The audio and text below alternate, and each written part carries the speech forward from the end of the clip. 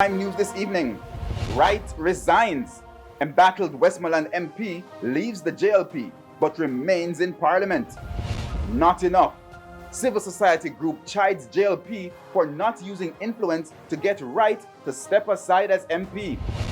And tired. Residents of sections of central Kingston lament ongoing deadly gang war.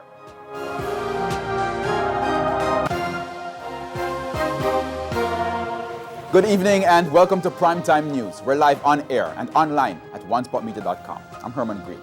Now also this evening, the top business stories of the day. There's sports commentary, E-Prime, and weather. But before the break, here is our feedback question. This evening we're asking, what are your thoughts about George Wright's resignation from the JLP? You can share your comments online, facebook.com/televisionjamaica, or tweet at televisionjam.